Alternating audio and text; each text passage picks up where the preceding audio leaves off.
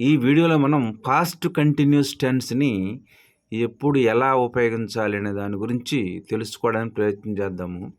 గతంలో జరుగుతూ ఉన్న పనులను తెలియచేయుటకు పాస్ట్ కంటిన్యూస్ టెన్స్ను ఉపయోగించాలి. దీని యొక్క స్ట్రక్చర్ వచ్చేసి subject plus was bar were plus V4 అంటే బేస్ ఫామ్ ఆఫ్ ద వెర్బ్కి ఇంగ్ ఫామ్ చేర్చడం వలన V4 వస్తుంది. Plus object plus other words. ఇక్కడ చూడండి, క్రై, క్రైడ్, క్రైడ్, క్రయింగ్.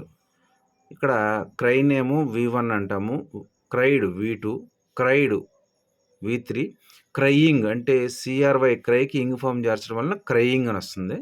దీన్ని V4 అని మనం చెప్పవచ్చు.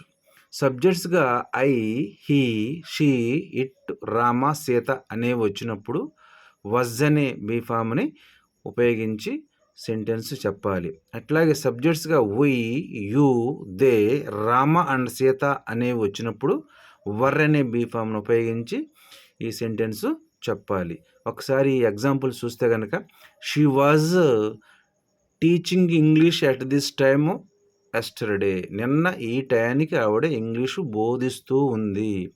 Rama was studying last night. నిన్న రాత్రి ఈ సమయానికి రాముడు చదువుతూ ఉన్నాడు. అట్లాగే we were washing the dishes when the phone rang. మేము పాత్రలు కడుగుతున్నాము ఫోన్ మోగే సమయానికి. నిన్న అది ఫోన్ మోగే సమయానికి మేము పాత్రలు కడుగుతూ ఉన్నాము. They were drinking tea when I arrived.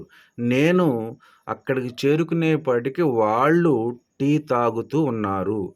ఇలా కొన్ని ఎగ్జాంపుల్స్ అయితే కొన్ని వేరు వెర్బులను ఉపయోగించి ప్రాక్టీస్ చేస్తే మనం ఈ పాస్ట్ కంటిన్యూస్ టెన్స్ని ఎలా రాయాలని తెలుసుకోవచ్చు అనమాట. దీనికి కీవర్డ్స్ వచ్చి while, when, as, all day, yesterday తర్వాత మార్నింగ్, ఈవినింగ్, నైటు అని పెట్టుకోవచ్చు అనమాట. ఎట్ దిస్ టైమ్ దీని తర్వాత ఎస్టర్డే పెట్టుకోవచ్చు.